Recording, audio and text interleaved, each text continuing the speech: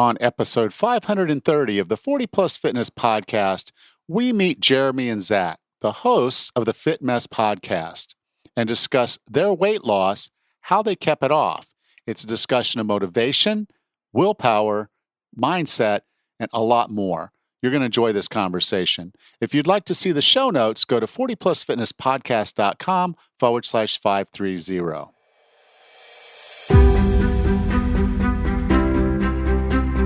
If you decided you're ready to make a change, to reclaim your health and fitness, the 40 Plus Fitness podcast is here for you.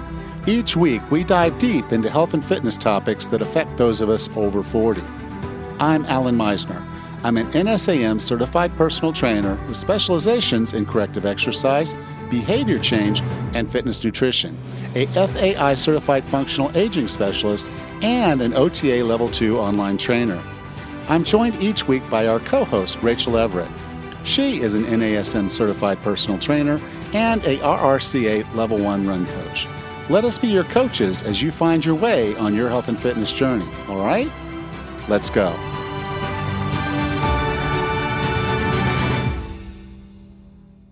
Hey, Ras, how are things going? Great, Alan. How are you today? As always. Just busy. Always. Yeah. And just a lot of things coming together at the same time, and this and that, and things outside your control, things in your control. But I do want to say something. I want to apologize. A couple weeks ago, I put out an episode. I didn't realize my new computer. I put all the settings for my recordings exactly the way they were on the old computer. Didn't realize how bad the quality was until I actually had to do the work to put it together because I got behind. So I didn't do I didn't send that off for audio processing. I did this one myself and realized how terrible it was, and I couldn't fix it. And I didn't have time to send it off or do anything else. I needed to get it published. It's the first time I've missed a Monday publish date in over 6 years. Wow. I published it on a Tuesday. And I feel bad about that. But at the same time, it kind of opened up my eyes to saying, okay, one, I'm not going to work through the weekend to try to solve a problem about a podcast episode. I'm just not going to do it. Two, maybe Tuesdays are better days for releasing podcasts. Now, I'm not going to do it straight away because I do have a sponsor. And I told them I'd be doing these episodes on Mondays. So bear with me as I deal with the sponsor and I get that done. But probably like starting in April, I'm going to start releasing episodes on Tuesday mornings. What that will do is that will give me Monday to get the episode finished up and done. So if I've missed something or need to do something, it's a work day, it's a podcast day. It's when we normally would do our recording. For things. So I'm going to start making Monday my put podcast together day. I don't know that I'll get all the interviews done on Mondays, but I'm going to start kind of trying to push things to certain days to try to make my schedule make more sense. So the episode and most of the books, the big books that I have authors on, they publish on Tuesdays. That's a standard publication date for books. It's also when they release music, by the way. There's Tuesdays. But so I'm going to start releasing my podcast on Tuesdays. That'll align me with what the publicists and the writers of the authors of the books like, because the episode will go live on the day that it goes, and therefore goes into their sales for bestseller stuff. If it happens before, like pre-sales actually don't count towards your bestseller status, which is kind of odd. But wow. What sells that first week is what's going to get you into New York Times. So a lot of them want these episodes live the first week that the episode's out. But I also have a longer tail on my podcast. So I think releasing on a Tuesday will make them happier because I can release on the same date for a lot of these books if I'm ahead. I think they'll like that anyway. So that's going to be my approach going forward. I'm going to start moving these to Tuesday. It's going to be a hit or miss for the next few weeks, like I said, and then boom, there you go. Tuesday release dates. And I'll try to stay consistent on that because consistency is really important, as we'll get into in a few minutes. But how are things up there? Good, really good. Well, our weather is a little inconsistent these days, warm and cold, but it's worked out. Over the weekend, we did our first maple syrup boil. So up here, when the weather is above freezing during the day, but below freezing at night, we collect the sap out of our maples. And this last weekend, we did a boil and yielded almost a gallon, just shy of a gallon of syrup. So we'll be collecting again because the weather continues to be inconsistent. And we're going to do another collection and another boil pretty soon. But yeah, and hopefully after that, it might be spring. Good for you. Yeah. Spring is no different than any other season, except for one thing. And I do have to say this: we're recording this now before this happens, but this episode will go live after it happens. Is that we don't do daylight savings time here. Oh. And so goodness. We end up flipping. So the way you have to look at it from our perspective is when we're in the fall. So you guys, when we fall back, we end up in Eastern time zone, which means things that I do like client calls with a group and things like that, they're happening for me at 8:00. Well, if you guys have followed me for any amount of time at all, you know that I like to be in bed by 9. That doesn't happen when I have a group call at 8:00, which I do from November to March. And now we're going to do the spring forward, which puts me on Central time zone until next November. And I'm so happy about that. I wish the United States, or at least somebody, would just stop doing that. We don't do it here. And I'm so glad we don't. Plus, our days and our nights are generally about the same, the 12 hours, because we're closer to the equator. So it's just kind of one of those things. It's like, okay, every day kind of can be the same if you want it to be. But then, it's that whole flip-flop of the United States. So as you're listening to this, we are now into the Central time zone, and I'm getting to bed earlier every night, at least as far as the clock says it is. Oh, goodness. So I'm going to be glad to do that, because then I can tell my wife, it's like, oh no, it's Central time zone. 7:00, I got my call. 8:00, I'm in bed. Hopefully. So how funny. Yeah. But so I'm looking. So that's my spring. The thing I look forward to is spring, as we get back on a time that I'm much happier, because everywhere I've lived most of my life in the Central time zone. Even though I've lived in 13 different states, I've lived in 4 different U.S. time zones. I'm just happy to be back into the Central time zone as we do this, as you guys do this crazy spring forward thing. And I'm sorry you're losing an hour's sleep, but make sure you go to bed an hour earlier so you don't actually lose that. And it might be harder to fall asleep, so kind of play yourself into it over the weekend. But there you go.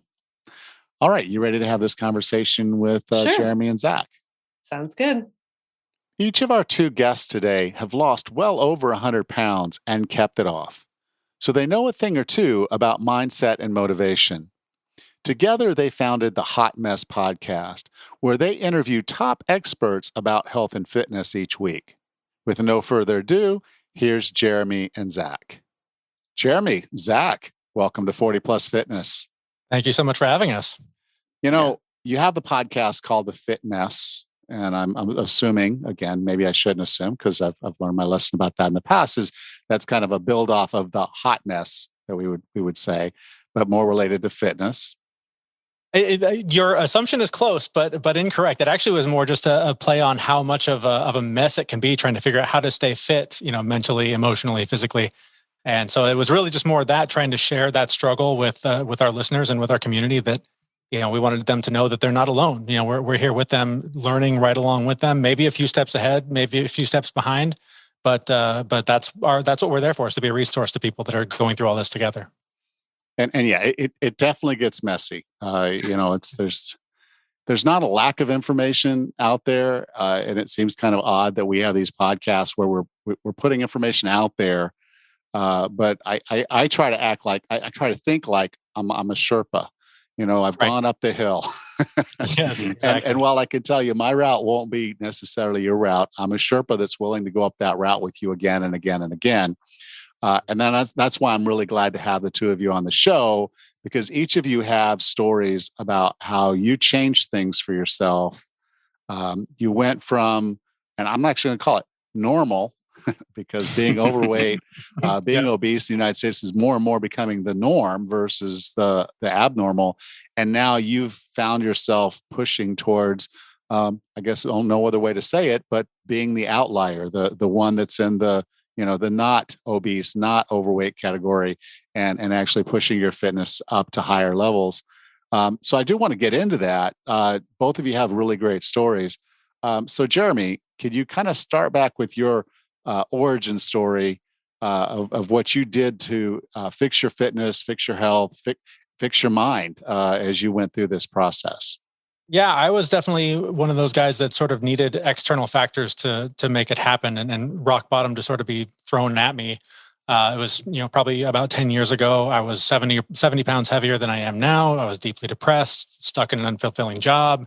And I knew there had to be more, but I didn't know how to get there. And ultimately I ended up I had just like the dumbest knee injury that you've ever heard of. And that led me into a physical therapist's office. And that physical therapist said, you should really get on a bike. Otherwise your knees are going to just deteriorate and you're going to need to replace them later in life. And, that sounded fine and good, but I hadn't ridden a bike since I was, 8. So the whole idea of getting on a bike seemed ridiculous. And so I started talking to my brother about it. And he said, look, man, if you want to do this, if you're going to be serious, you just have to decide you're that weird guy that rides your bike to work now.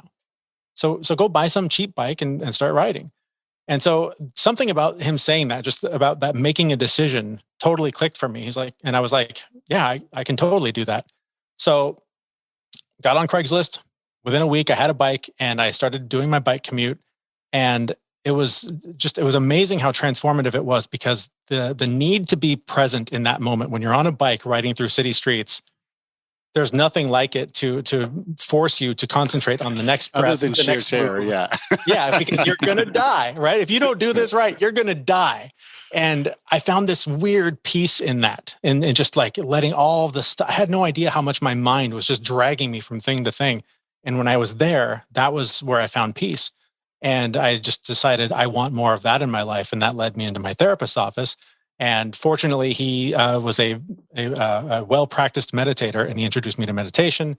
And that just kicked open all kinds of doors, where I just started finding more and more ways to just be present in the moment, be at peace with who I was. And that led to, the massive weight loss. I lost 70 pounds. Through a combination of just exercise and keto. And a lot of that came from talking to Zack. Zack was a couple of years ahead of me on the path. And so a lot of the things that I was starting to get curious about, I ended up sitting at a campfire next to him. And he was saying, well, here's what worked for me. Maybe it could work for you too. So, Zack, you were his Sherpa. Still is in many ways. Still is. Tell us a little bit about your story. So my story, really started the day I was born. I was not set up for success in any way, shape, or form. I had a fairly traumatic childhood. I didn't think it was a traumatic childhood. I thought it was normal, but in telling people, they're surprised that I'm actually alive or not in jail. Just, really bad parenting, left to my own devices, no, education on how to do anything. To the point where when I was, 21, 22 years old, I was about 300 pounds. One of my really good friends was a manager at McDonald's. So I ate there every single day because it was free.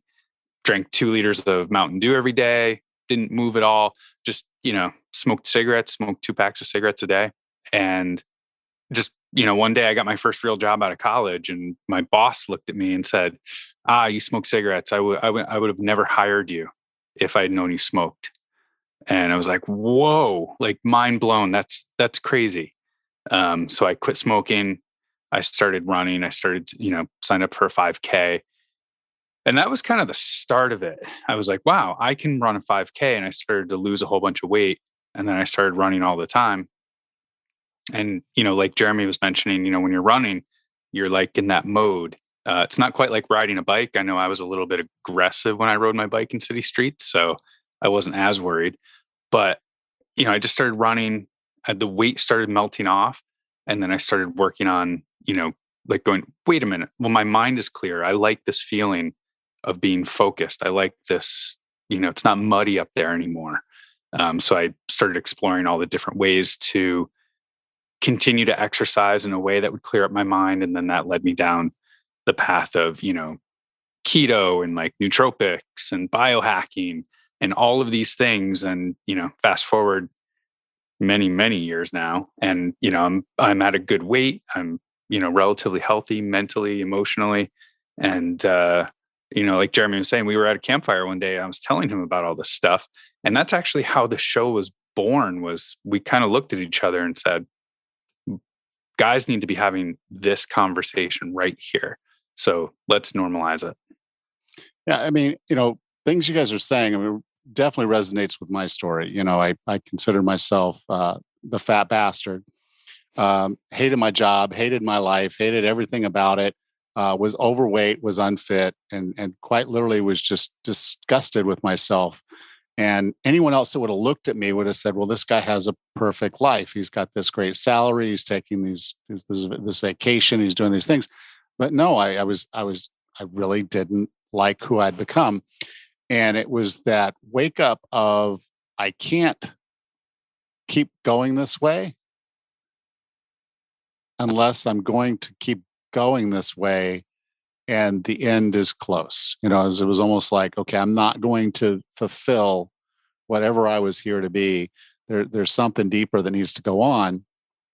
And it was being a great dad. It was hopefully eventually being a great grandfather. It was, living a life I deserved to live, which I wasn't, despite the income and how good I was doing in my job. And so beyond decision, I had to take even a deeper step. For me, the word I use is commitment, because in a sense, it was not just, okay, I decided I'm not going to do something. I mean, you quit smoking. So that's not something you just decide to do. Mm-hmm. There's a lot more to that. I still look back at that as of all of the things I've ever had to do in my entire life, that is the number one hardest thing I ever did. And then what if your experience was like my experience, kind of once you do that first thing. So the first day, Jeremy, that you rode your bike to work, how far was that? The first day I did it, so it was a 9-mile ride. The first day I only rode half of it because I just thought, well, I can't just get on a bike and ride 9 miles. And I was shocked because I did really well. And after that, I did start doing the full 9 miles. But it was terrifying. It was scary, but exhilarating at the same time, for sure. So you do that first thing, that first hard thing, that first scary thing, and it creates something. Yeah, and that's what I was going to say, is that so many of these things that are constantly in the back of our mind, the things that we're waiting for motivation to do, that we're going to start doing that thing on Monday, or we're going to think about doing that thing, on the new year or whatever.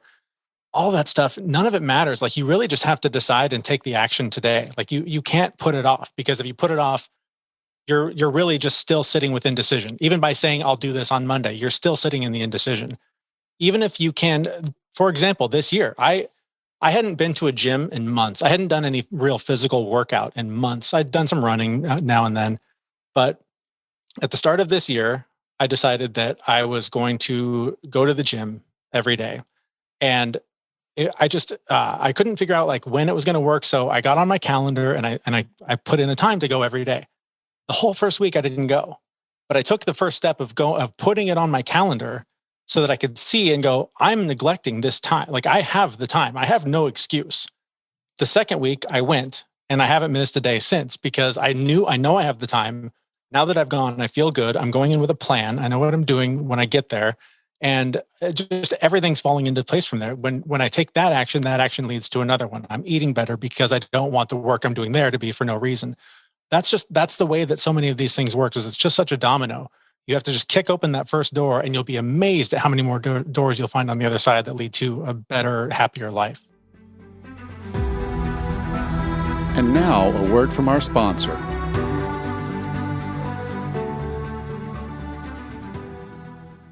This podcast is sponsored by the Nutrisense Cgm program.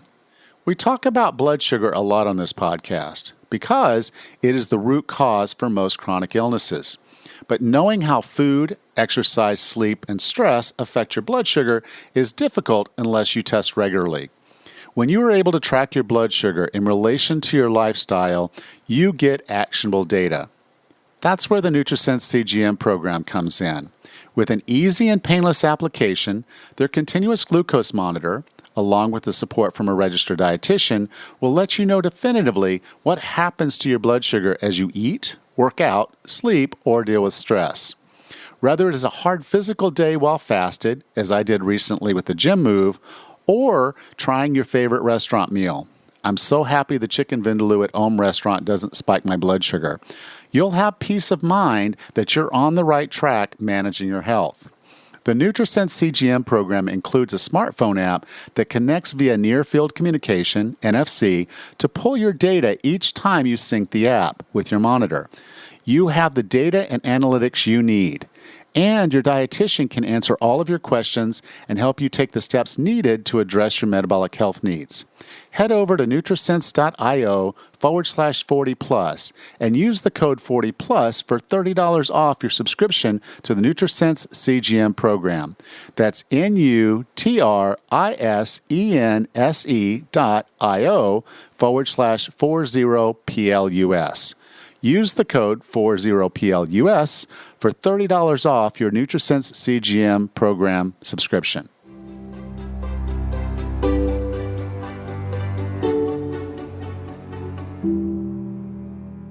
Now, I think so many people will sit back and they know the first door they have to kick through. They know the first domino, but there's something holding them back. Can we talk a little bit about how you went through a mind shift change to just really do that? Because, quitting smoking or riding a bike in city traffic, Yeah. those for most of us, that, because what we're not talking about is some fit guy who can pedal at the same speed as the cars that can maneuver and do all these things. I mean, you're at this point overweight, not completely comfortable on a new bike you just bought off Craigslist. Right. There's something there. Something has to click in your brain. Yeah. To make that happen. What is that? What was your mindset? It's for me, I know enough about myself to know that I am motivated by external factors. I can sit here and tell myself I need to do this, to be a good dad, and I want to live a healthy life and all that. But that stuff is it's just a figment of my imagination. There's nothing there tangibly that I can hold on to. Getting on the bike, my mom had just had at least one, if not both of her knees replaced by then. And to hear a physical therapist say, if you want that, keep doing what you're doing. If you don't want that, go buy a bike. And that was scary enough for me. I was shocked into action, and I took the action. This year, we have our own podcast. We were going to interview Tony Horton, the creator of the P90X workout.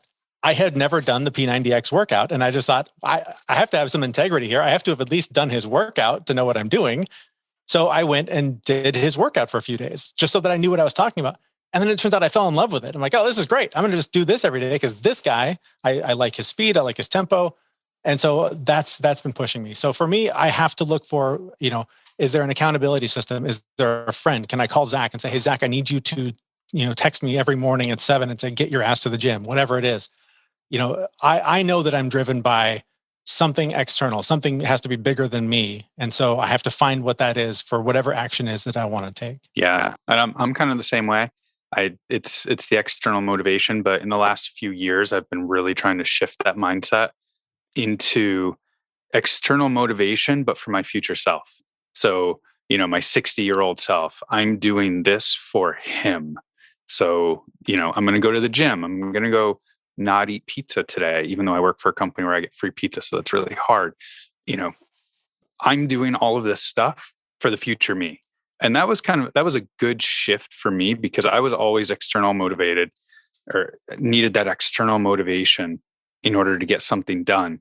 And just, pretending in my head of like, all right, when I'm 65, living, my retirement dreams, do I want to be stuck in the easy chair that my dad was stuck in? Or do I want to be out exploring, riding my bike still, doing things? Okay, I'm going to be driven for my future self. And I want to jump on that too, because I was doing the same thing. I was following that advice that we picked up along the way. And I kept telling myself, would the future version of me walk by this basket of laundry and just leave it undone? Would the future me not do the dishes, whatever things I would normally let slide. And I was talking to my therapist about that. And my therapist reminded me, he said, that's a cute trick. And if that works for you, go for it. But keep in mind, there is no future you. That doesn't exist. All that exists is this you. So if that you can do this, then this you can do this. And so if you can just own that identity that you are now the person who tidies up, who does the laundry, who does the dishes, who goes to the gym every day, who eats well, just own that identity, put that on every day. Stop worrying about the future you and just know that that is who you are now. And that's, when I think back, that's what happened on the bike. And so the more that I sort of incorporate that way of thinking into whatever challenges I'm taking on, the easier it becomes to do them because I just own them as who I am rather than it being this thing I have to do. Yeah.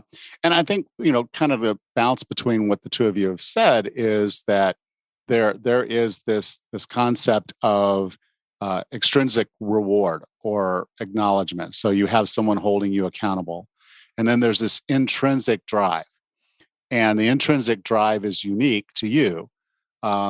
Very much like what you've said, I like having something in front of me that's a big, scary, hairy deal. I'm doing a Tough Mudder. The difference is, the first time I did a Tough Mudder, I was 47 years old. Now I'm 56. So for me, 60 means I'm doing Tough Mudders. It doesn't mean sitting in a lounge chair, hanging out. Although I will sit in a lounge chair probably after I do the Tough Mudder because I'm going to be sore as heck. But that said, I'm training towards something that's that. But the other side of it, what I do is I like to take those events, if you will, those intrinsic scary things, and I like to line them up in a way that is cohesive with who I want to be when I'm older. So when I have grandchildren, we didn't have Tough Mudders when I was younger. We did the 5Ks and that kind of thing. And then as I got a little older, I got into marathons and ultras and lifting weights just to see how much I could do, that kind of thing. Those were what we did for fun. Now there's Tough Mudders and there's these other types of events like the Ragnar and those types of things that I'd love to try and do.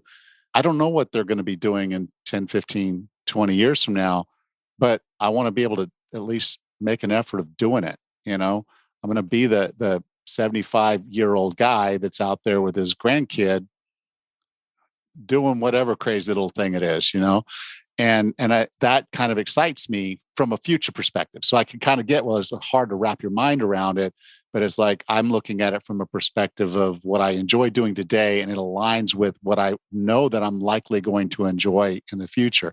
You're talking about riding a bike and how immediately once you got on it, it became a part of you, a part of driving your whole existence. You rode your bike every day. You were the weird guy who rode his bike to work every day.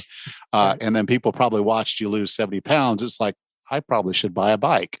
That is one of the surprising side effects of this whole thing. When you do start taking care of yourself, it is amazing how people suddenly just start asking questions like, oh, wow, what are you doing? What happened? And it's so funny how, I've done this a few times. I've been up and down the scale enough to know, how it goes. But it's so funny how almost every time it's just that, I ate better and I worked out and they're like, oh, that's it. Like, I wanted an easy button. I didn't want to actually have to work for it. You didn't just drink some magical drink in the morning and it just melted away. No, of course not. But that's what the commercial said on Sunday. I watched the whole 60 minutes and then just didn't call that 800 number. Which back in the day, that's how Tony sold those DVDs. True. Was middle of the night. On those infomercials on a Sunday. And I actually had it and did it back when it was the first ones, and then actually tried to do Insanity when it came out, but I was way too old and out of shape, and that wrecked me. So,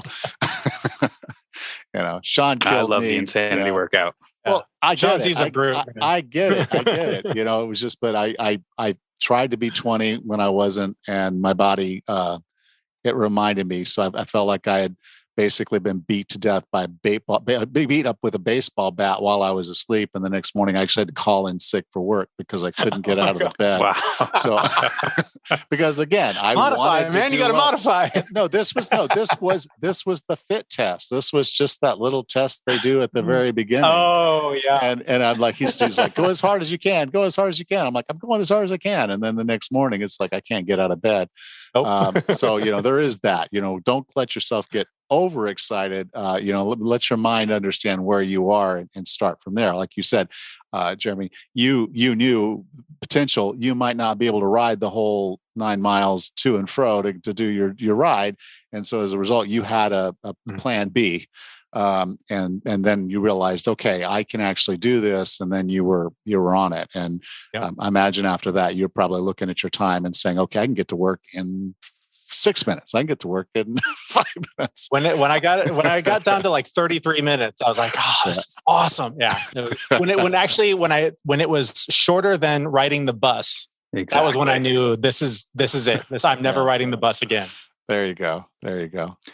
I do want to just say really quickly, on the, your future self and my motivation. I have actually an example from yesterday that, I do think forward of myself 20 years from now, but I also think forward of myself tomorrow and being ready for things tomorrow. I told Jeremy about this earlier, but yesterday I went to a 6:30 workout at a CrossFit gym. And it was a partner workout. So of course I worked a little bit harder than I normally do. And then my friend is opening up a new gym. So I went to an 8:30 class there and did that. And then I went home and I did manual labor of fixing a room for 6 more hours. And 20 years ago, I would have been dead, done. And I woke up this morning, I was a little stiff, but I was fine. And that's for me, that's where the benefit comes in, thinking about your future self. It's I am doing all this stuff so I can be okay tomorrow and I can go do anything that I want, whenever I want. Yeah.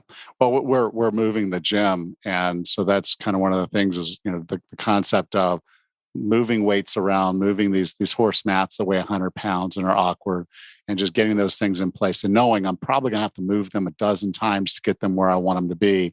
And that's going to be about 5 days of my life next week. If I'd been 47 when I first started this journey, there's no way in heck. There's no way. And then when I actually bought the gym 3 years ago, a little less, about 2.5 years ago, actually, I used to do all the deep cleans by myself. So every piece of equipment in that gym, I would move out of the way, move all those mats out, wash all those mats myself, put all of them back in, put all the weight back on top of it over the course of a Saturday afternoon and a Sunday. And at that point I was a beast. And then COVID happened and I came out of COVID and I'm like, I'm not quite at that fitness level. I'm okay with where I am. I'm just have to realize who I am and where I am. And so part of the vision is, okay, I can get back there and I will.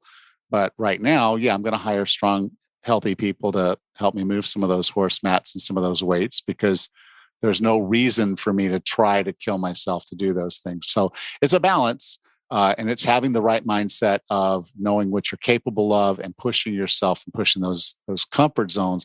And then the other side of it is not going nuts like I did with Insanity, or now maybe going nuts and thinking I can do the whole gym by myself. Not going there. So it is a back and forth with yourself to not give yourself excuses, but also know, okay, I can push. I'm going to go do this workout because this is my friend. I'm going to go do these things around the house because I have those desires and those obligations. And so those are really good drivers. And then, like you said, you're fit enough, you've set yourself up to be able to do those things. So that's really cool. But I know that today is a rest day. I pushed it yesterday. So I went to yoga this morning and that's it. That's all I'm doing today. And recording this podcast. Yeah, the physical exertion of recording a podcast doesn't quite get to me though. Yeah, I know. Well, I tend to move my hands, so even though you might not see that on the camera, I'm working out here. So we talk about motivation, and every time I see objections to the keto diet, because every year they do the So I think it's U.S. News and World Report. They do the best diets and worst diets out there. Keto is consistently at the bottom of the list, but I can tell you that I know more people who have lost weight and maintained that weight loss using keto than I do that have used any other diet, period. Even the Mediterranean diet, which I agree is probably the best diet out there, but the keto diet, if you can do it, is really effective at weight loss, and it's not something you have to do forever. I've had guests on. I do what I call seasonal ketosis, so I have off seasons and on seasons. Some people are keto all the time. You guys used keto as a tool to lose weight. How did you motivate yourself to stick with what most experts would say is impossible? Well, there was a couple of things. One, so I tried keto before Jeremy. I think it was really just once I figured out that I was not doing keto necessarily to lose weight, it was an added benefit for me, but I was doing it to try and help with, inflammation in my body and brain fog and some of those things, which were really important to me because my job required a lot of mental work and I just needed to try that. I also set myself up to, so Sean T was coming to town and I was going to do a live workout. And I also was signed up to do a Go Ruck 50 miler star course. It's just a 50 miles of walking with a weight in your backpack. And probably 4 or 5 months before I started keto, or before that, I started keto with the intention of being keto through all of these events. And so I set myself up like that to keep myself on track, because it can be really tough. And all the products that are on the market today that are marked keto are technically keto if that's the only thing you eat for the entire day. But it is tough if you're going to stay in ketosis. Like if you have one day where you eat more than what your carbohydrates requirement is, you're out and you need a couple of days to get back in. So it is very binary. It's tough to eat all of those things, but honestly, it was like meat and vegetables. Like, and I found some really good dairy hacks with some protein powder that was keto friendly as well. So it's definitely possible. But the motivation for me was to find good food that I really liked and just eat the same thing over and over and over again, and set something up for later on, so you have a goal that you're marching towards. In my case, it goes back to that campfire sitting with Zack, and he was showing me the chart of how much weight he'd lost on keto, and it was some ridiculously short amount of time. And I was like, whatever that is, I want in. Show me how you did that. And so he told me about it, and I thought, well, that sounds insane. There's no way I can do that. Keep in mind, I'm a vegetarian, so doing keto as a vegetarian is nearly impossible. It's not impossible. It's very hard. But I took to heart what he said, and I just sort of broke it down in a way that made sense for me. And I thought, I'm going to just try. I'm just going to limit my carbs to 100 grams a day. I'm just going to start there and see what that does to my life. And I immediately was feeling better, because just the food choices that I had to make had to be better. And so I don't even know that I ever really went full keto. I mean, I did the test strips and I was in ketosis in and out. But for the most part, I really just cut out a lot of carbs and introduced a lot more protein and fat to my diet. But, again, as a vegetarian, it was tricky because there aren't a lot of options for that. So I was relying heavily on like the processed, fake chickens and the fake meats to make sure I was getting the protein that I needed. I would not recommend that somebody do that, because we know that, all that processed stuff is not good for you to do on a regular basis by any means. But anything that just, encourages you to eat fewer ingredients and real whole foods is what your body is craving. In terms of the motivation came, again, from the external reward that Zack was dangling in front of me with the weight loss. But it really was how I felt and how the weight came off, and my entire relationship with food changed. There were days where coworkers would be sitting there eating, cheese and crackers, and they would offer me some. And in the past, I'm like, well, of course, free food. Why would I say no? But when I would look at it, it wasn't even food anymore. It just didn't even register as food to eat, a wheat thin or whatever it was. So again, the motivation followed the action. By taking the action, my body went, I like this, do more of this. And I had really no choice but to keep going because that was what my body was demanding of me.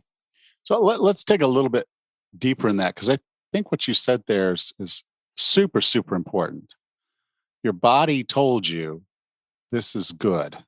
Mm-hmm. Okay. How do we open ourselves up to that conversation? That to me goes back to the meditation topic. Any time that you can set aside every day to just shut the hell up and get out of your own way for a minute is going to just open your doors. Again, going back to the door analogy, but I just find that in quiet, I find all of the answers that I sit here racking my brain trying to come up with. So whether it was diet or, last year I moved to Canada, I moved to a new country and I was hemming and hawing and didn't know what to do. And, oh man, how do I make this is a tough decision. I got kids. Is this the right thing? And I finally I just got quiet and just meditated and I just kept verbally saying, show me home. And I literally saw the home that I'm in now. Like it just appeared in my head.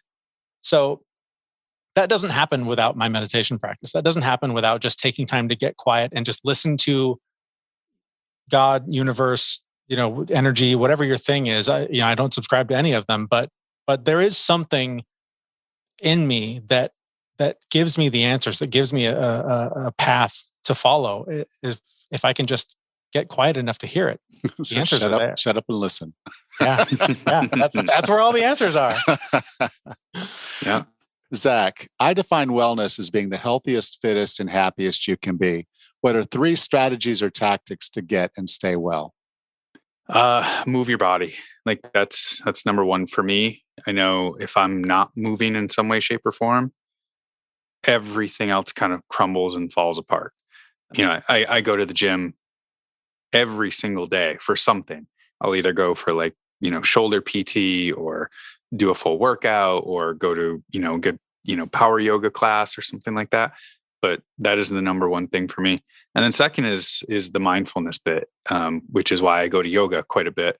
Unlike Jeremy, I can't actually sit still. I can't stand it. So, sitting on a pillow, meditating, saying Om is not my jam. I can't do it. So I do a lot of gentle yoga classes where, you're not moving physically all that much. The whole point is the breathing. It's the meditation, but it's just enough movement where I'm comfortable with it.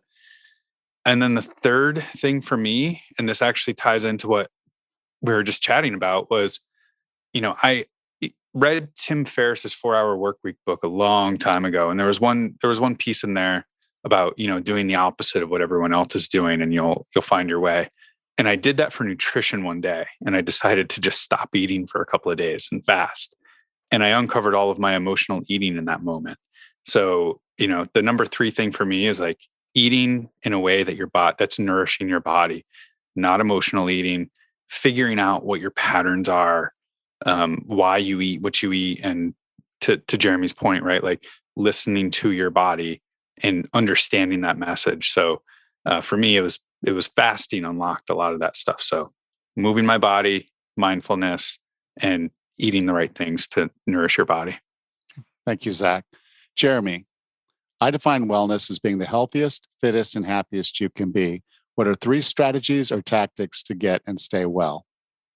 I'm going to echo what Zack said just on the mindfulness thing. I mean, as I said, I just feel that any big answer, any big question I'm asking myself, it's in here somewhere, and I just have to get out of my own way and listen to it. So meditation, mindfulness, however you can approach it, it's only going to help you. I also think that curiosity is just a huge tool to hang on to in your toolbox, because when you do find that you are emotionally eating or you're angry about something or you're just frustrated or whatever's going on, if you can, again, get into that moment and just get curious. Why do I feel this way? Why am I opening this bag of Oreos? Why am I doing this thing? So often when I ask myself those questions while I'm doing the thing that I'm upset about or that I know I shouldn't be doing, I find that I no longer want to do that thing, or that feeling dissipates because I can just shine this big bright light on it and make it really small and it goes away. So curiosity is huge. And then, just kind of in terms of the biohacking world, I can't get enough of the cold. I wear shorts year round. My family teases me because I'll walk my kids to the bus stop in shorts, and they're like, "Why are you wearing shorts?" I feel at home in the cold. I always have, even before I knew that cold exposure was a thing. I live next to a gigantic, beautiful lake, and as much as I can. I go and just sit in it for at least 2 minutes and just get cold, because I just feel like it's this connection with nature. It's a reset. My whole body just reacts to it in a way that, again, makes me very present. When you're trying to stay alive for 2 minutes in 12-degree water, there's nothing quite like it. So to me, it's just all of that just kind of comes back to finding a way to just be in the moment and really know why you're doing what you're doing, so that you can make the right choice to do the next right thing. Okay. Thank you. Yeah, I'm going to go for the heat shock proteins. You can go for the cold. All right. I've heard of hot yoga, and I don't ever want to be anywhere near it. Like, no, I can't do the heat. I'll flip flop in between them. I love my cryo chamber, but I also love the sauna. Awesome. So guys, if someone wanted to learn more about you, learn more about your podcast, The Fit Mess, where would you like for me to send them? We've got a website, thefitmess.com. All of our shows, all of our information is right there. We're also on social media all over the place as Fit Mess Guys. And we are on every place you could download a podcast from. We're there. Okay. Well, I'm going to put the link in the show notes. You can go to 40plusfitnesspodcast.com/530, and I'll be sure to have those links there. So Jeremy, Zack, thank you so much for being a part of 40 Plus Fitness. Thank you so much. We really appreciate it. Yeah, thank you.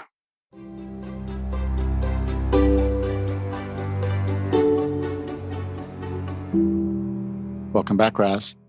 Hey, Ellen. What a fun conversation with Jeremy and Zack. They both have really good stories to share. It was interesting to hear how they got to where they are today. Yeah, there's a lot to unwrap when someone does something like this. And in a few weeks, it'll be a little while, I have another guest. I'm reading her book now, and she lost over 150 pounds. So, you get these individuals that have this exceptional weight loss, and you want to think they're superheroes. They're often famous people, or they become famous. And so we like to kind of put this hero moniker on them. And the reality is, Zack and Jeremy are just normal guys with normal jobs, but they did something exceptional for themselves. And there was a trigger for each of them that kind of made that happen. And from that, I think one of the key takeaways is that they didn't just decide one day they're going to do something. Something happened, or they really got serious, but it wasn't just a decision. Like, I made the decision, and it was 8 years before I really got to doing anything important. And that's when I learned that I needed to be committed. I needed something in front of me. I needed a commitment. I needed to be serious about it. And I think if it's not happening for you, you've got to go back and do that check-in, and you've got to be brutally honest with yourself. Are you really in it? Are you really trying? Because it may seem like you're trying. Well, I tried this diet. Did you? And I don't mean that in a bad way, but really self-exploration. It's like, well, yeah, I was good Monday through Friday. And then the Saturday and Sunday, well, I was off plan. Okay, well, then you weren't on. Right. Well, I think that people often expect overnight success, or if not overnight, then a week of changing your diet and seeing success, or a week of exercise and seeing some success. But it's a multifaceted thing, and it requires more than just a week to kind of test the waters with something new or a change that you've tried to implement. Yeah. And it's this consistency thing, and it's a consistency of being outside your comfort zone. So you can look at Jeremy. Okay, what does Jeremy decide he needs to do? Because he's talking to a physical therapist, and it's like, okay, you need to use your legs, or you're going to lose them. It's like, okay, well, I'm going to buy a bike on Craigslist and get on that bike and ride it to work. And be the weird guy. Be the weird guy that rides his bike to work. Exactly. Be the weird guy. Okay. I'm the weird guy who goes out and doesn't drink beer or alcohol right now. Okay. I go out if I go out, I'm not drinking, and everybody's starting to accept it, that's, don't even bother. He's not going to, because he has a commitment. He has a goal. He's got something in front of him that he's charging toward. And that's outside your comfort zone. It'd be so easy for me to sit there and say, well, everybody's having beer. I'll have a beer too. Everybody's having a drink. I'll have a drink too. But what I know is that step off of the path for me is not just a step off. It's not just a little detour that I'd be taking. It would be a complete derailment of what I've accomplished. And it would take me a good long time to mentally fix myself and get back on that trail. You have to be uncomfortable. There's no comfortable way to change. Well, committed is a key word here too. And Jeremy, like you had said, or he had said that he had a knee issue, just like his parent, and he was on track to get in that same position and be a little bit worse off in the future. And once he committed to riding his bike to work, other things fell into place as well. And he had a friend that helped describe what the diet, a possible diet he could try, the keto diet. And he found some success with that. And it kind of snowballs into, a good area once you get rolling on it. And as long as you stay committed to it. Yeah, it will. But it doesn't start snowballing the first day. No. I mean, if you can imagine, okay, we're not talking about just riding your bike down a park path. We're talking about literally he decides he's going to get on a bicycle and he's going to ride it on the bike lane in a city with traffic and everything else going. And he's quite literally probably was, because he said he was terrified, which I would probably be too. Oh, yeah. I'm not gonna die of a heart attack. I'm gonna die of a car hitting me.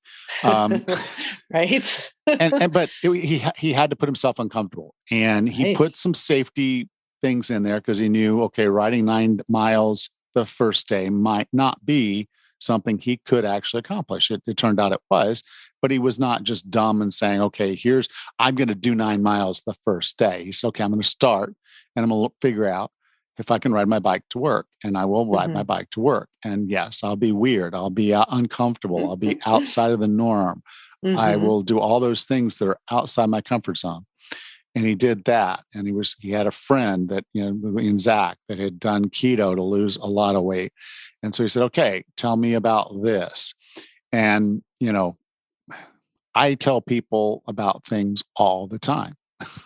Every week you're on here and we're having this conversation or these conversations about health, about taking care of yourself and giving you actionable items. Every single week, I ask the question at the end of an episode, tell me your tricks, tell me your tactics, tell me your strategies. Can you imagine hundreds of episodes now that I've asked that question? How many tactics and strategies have been mentioned on this podcast? Yours is there. It's, the ones that will work for you are in those podcasts. They're out there. Now, the question then is, are you going to do it? People know I run the gym. I run the gym all night. Hey, Alan, gym's open, right? You moved. Yeah, that's awesome. I'll be by there on Monday to join. Okay. Hey, Alan, I hear you're training for this Tough Mudder. You've lost some weight. You're looking great. You're really doing this. I'm like, yeah. So tell me what you do to lose weight. And I tell them. End of conversation. Crickets. Not even crickets. It's quieter than crickets. I think we do have crickets here, I think, but it's quieter than crickets. They're not going to do it. They don't do it. They don't want to do it. It's not the magic pill. It's not the easy button. It seems impossible. Yeah. How can someone not eat cake? I've been listening to your podcast since you started, and it was very early on that you introduced the idea of keto. And I listened to those podcasts for a long time. And I thought keto is another fad diet, which it is. And I just didn't see the sense. I didn't see the logic. And I just sat on it for a while.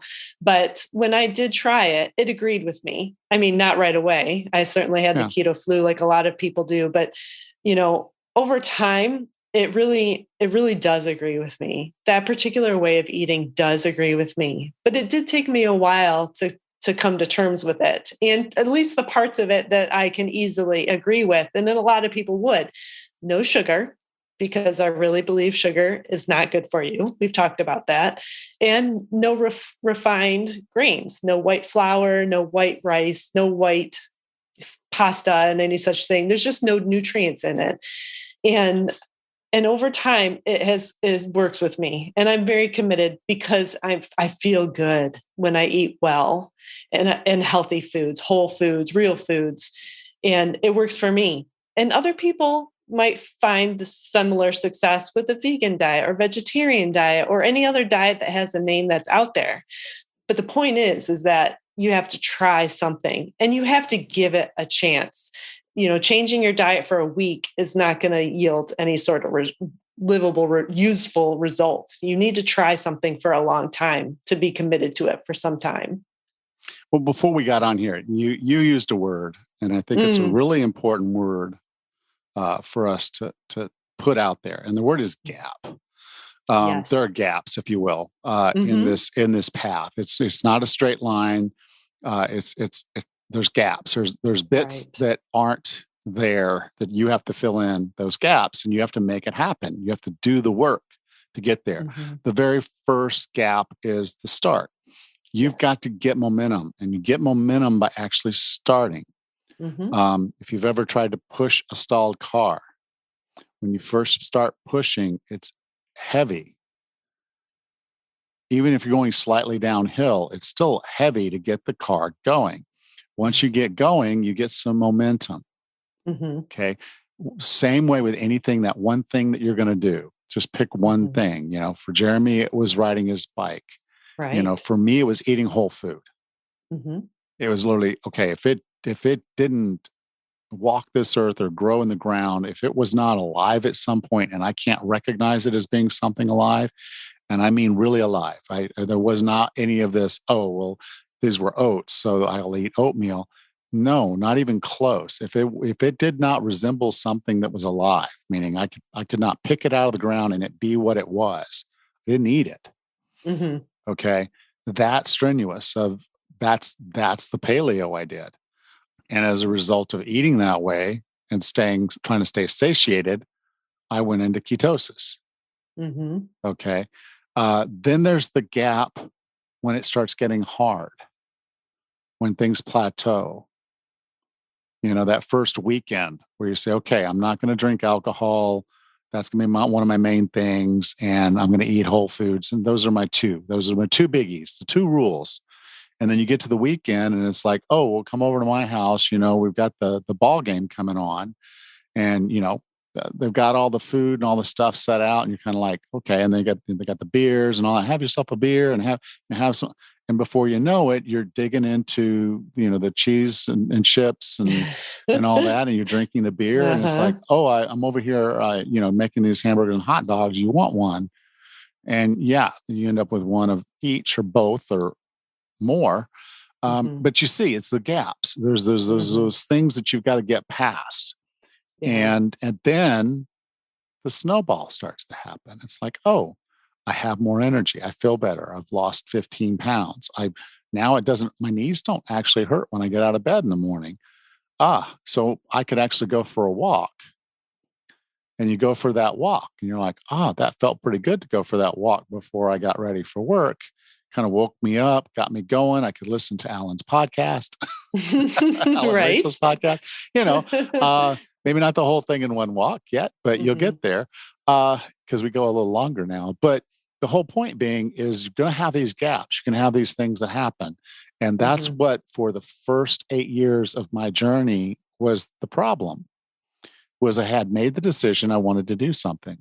And then I would start and I would either not get momentum or I would. And then something would trip me up. Something would come in between me and what was going on. There would be a lack of success. There would be an event, and that event would completely throw me off. And if you've ever sat down and said, okay, well, so far I've lost 20 pounds and that's awesome. And then you go do something silly over a weekend and you step on the scale and it's 6 pounds more, it's easy to just quit. Yeah. It's easy to walk away. So you've got to have that commitment. And then above all, you just have to be open and honest with yourself, who you are, what you're doing, and you show up. You don't say, I'm going to get that gym membership on Monday. It's Tuesday. You're listening to this maybe on a Tuesday. I'll get the gym membership on Monday. Well, guess what? I'm going to tell you right now, you probably won't. I mean, you might do it now to prove me wrong, but but you had no intention. You had no real intention because you had no commitment. And that's a hard thing to hear. And it's actually a hard thing to say to people. But when someone tells me they're going to meet me at the gym on a certain day, unless they've paid me the money to be there and show up, they're not going to be there. They're not. 99% of the time, someone tells me they're going to do something at the gym on a certain day, if they haven't already paid the money to do it, they won't be there.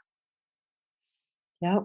It's about making that decision to make a change and then committing to it. Committing to it and then doing it. Those are gaps. Yep. There's a decision gap of, it's not like pushing a button and it's instant gratification. There's a gap, and it's the doing. So yes, you can walk in a gym and you can give that gym, you can sign a paperwork to sign up for that gym for a year, and you can give them the $10 and you can go in there and they'll show you all the stuff. And then tomorrow, maybe you wake up bright and early and you put on your workout gear and you get down there. Where are you 3 weeks later? Are you still there? Are you still showing up? You're still doing your thing? Because if you do, then you're going to start looking at other things. The riding the bike leads to wanting to eat better. And the wanting to eat better means you're doing the research and you're following the paths that we've helped you set forward. And again, as you said, Rachel, it's not just choosing a path I took or that you took or that Zack and Jeremy took. That's our path. It worked very well for us. It may or may not work out for you, but here's the key: vegan, vegetarian, pescatarian, carnivore, keto, all of it. One thing in common: low, if none, processed foods. You cannot. I mean, I have yet, and you guys can help me. There's a lot of you out there. Find me someone who got fat eating whole food. No, so seriously, it's just shouldn't be that hard, right? If you eat meat, fish, and vegetables and fruit, and that's all you eat, did you get heavy doing that? Should be good. Yeah. Answer is no. I mean, I'm just telling you right now, you're not going to find that person. And the reason all their diets are great is because that's what they're made up of. And the reason they think every other diet is terrible, because they think every other diet, they're eating the terrible foods.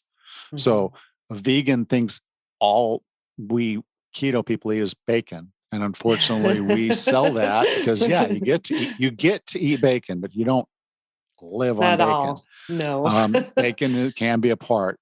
I don't eat much bacon at all. I don't need it anymore. I eat whole food. I eat a non-processed food. In fact, today I went grocery shopping. I bought 4 chicken thighs, a salad, a pre-made salad, and some broccoli. That's my dinner. That sounds good. And so every bit of it was something that I could have picked or killed. It was alive. And I know it was alive because it's in the form it was in when it was not alive anymore. After it was picked and as the processing on the chicken was to cut the thigh off. That was it. The processing for the plants is, they washed and cleaned it a little bit and chopped it up for the salad. And the broccoli is a whole big sprout thing of broccoli. So slice, throw it in the bucket, wrap it in plastic, and give it to Alan. Charge him $2.40 because broccoli is expensive here. I paid less for the chicken. Jeez, my goodness. But you get the idea is that, every one of these diets, they work because they're whole food. That's it. Mm-hmm. Now, to do that is challenging, because what did I have to do to walk into a grocery store to get to the places where I needed these things? I had to walk by the chips. I had to walk by the dips. I had to walk by the cookies. I had to walk by the sodas. I had to walk by, you get the idea. But, all the breaded meats that are in the freezer section, all the processed meats that are in the freezer section. And I shopped hungry, which, you're not supposed to do, but no. Still hungry. What does hungry mean? Hungry means I bought 4 instead of 2. That's what it means. I could have bought 2 chicken because they were all each together. Individuals. So I literally could have just said, okay, well, tonight for dinner, I'll buy 3 or buy 2. But I was like, no, I'm going to want 2 of these, and I'm going to eat 2 of these, and I'm going to enjoy the heck out of them. Baked chicken thigh. I'll season it with a little something, but basically that, and then I'll have a salad. I'll probably put some beets on it and some cucumber and tomato, and then make a vinaigrette, and boom. And then I'll cook the broccoli, and I may have a little bit of it, but most of that, what I bought, is for my wife. Because when I say 240, literally that's enough for 1.5 meals, 1.5 things of broccoli. So it's not a lot of broccoli. It is quite expensive when you consider that's just broccoli, but it is, where we are. So, it's a little bit getting it here. And I didn't buy the cauliflower because it was even more expensive, but, but that's what I eat. That's leafy greens, cruciferous vegetables, and meat. That sounds delicious. Every meal, all my meals. I have some nuts and seeds I eat occasionally. I will eat cream cheese or sour cream occasionally. I may put a little feta on my salad tonight. So a little bit of cheese here and there, but not a lot. But that's it. And that serves me very well. Now, did I always eat? No, of course I didn't. And I don't always, because I have my on season, off season. But if it's not happening, you got to go deep, and you got to be honest with yourself. And I'm pretty certain you're going to find the answer is no. You're actually not committed. You're not doing the things that you should be doing. And you know it. Don't lie to yourself. Don't lie to anybody else.